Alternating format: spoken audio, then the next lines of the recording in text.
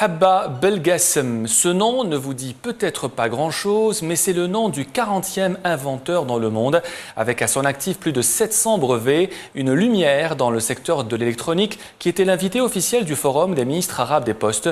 Nous avons eu la chance de le rencontrer ce matin et nous aurons la chance de la voir sur ce plateau dans quelques minutes. Sabrina Rouhabah.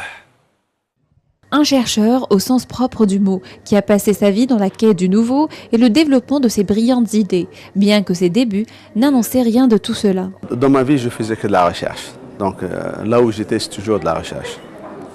Et mon premier brevet était avec IBM. Dans le temps, c'était dans la fabrication des têtes de lecture. C'était en 90. Je suis originaire d'Al Mghayr. C'est une petite ville, la wilaya d'El Oued. Après le bac, je me retrouve à Bab Zoua et j'ai fait physique des solides. Et le hasard a fait que je me trouve aux États-Unis. En plus d'être brillant, Dr Habba est modeste et très apprécié par ses collègues. Moi, j'ai eu le plaisir de connaître Belgassem au moins il y a 6 ans ou 7 ans.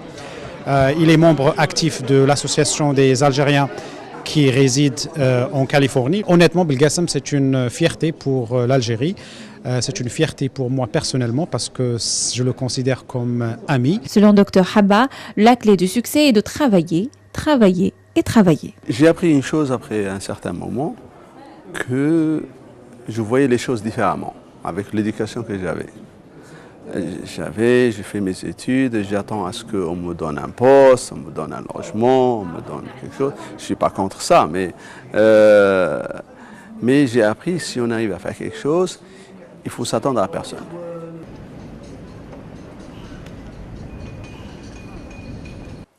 Chose promise, chose due, Habba Belgassem est l'invité du JT Soir. Habba Belgassem, bonsoir.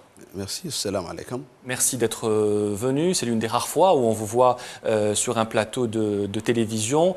Alors, vous êtes un peu méconnu encore aujourd'hui en Algérie, même si vous êtes très connu aux États-Unis, où vous êtes chercheur dans un centre de recherche privé.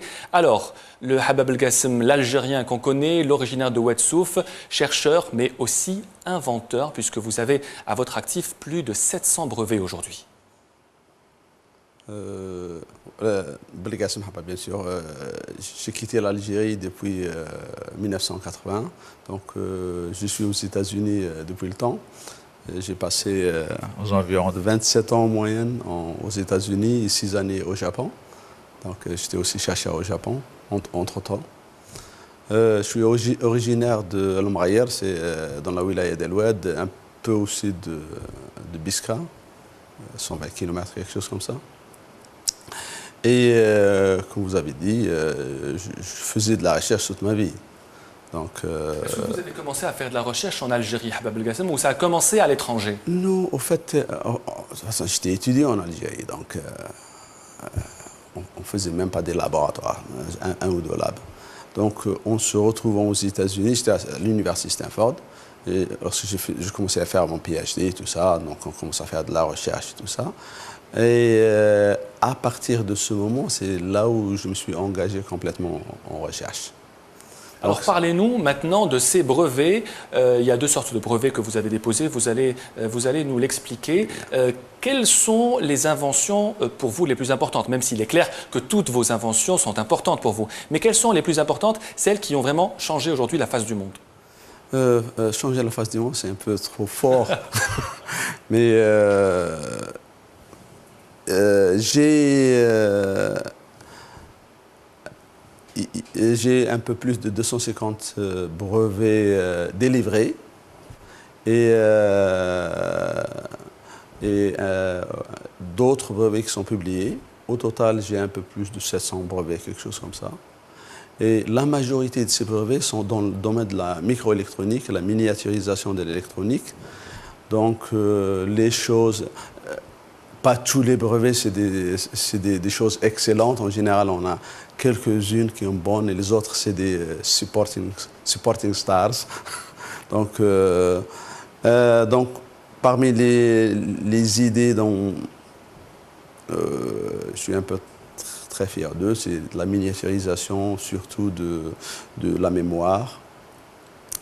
et la miniaturisation du téléphone. Donc, notre but dans le temps, lorsqu'on a démarré une compagnie, le but c'était de prendre un téléphone qui était géant, et c'était le business plan qu'on avait. C'est prendre un téléphone qui est géant, le réduire, de le mettre maniable par n'importe qui. Donc, il fallait développer cette technologie. Et c'est cette technologie qu'on l'avait développée. Quelle est la technologie ou l'invention, si on peut dire, dont vous êtes le plus fier aujourd'hui? C'est comme les enfants, donc pas de favori. Pas de favori. Je vais vous poser... Mais plus ou moins, c'est une plateforme. On développe une plateforme technologie. C'est cette plateforme de miniaturisation. Donc, c'est plutôt l'application au mobile, comme téléphone. L'autre chose dont je suis un peu fier, c'est j'ai travaillé sur le design, le côté, c'est pas le tout, mais le côté mémoire pour PlayStation 2 et 3. Donc j'ai fait le design de ça. Donc vous jouez et vous gagnez surtout à ce jeu, non? Non, je ne joue pas.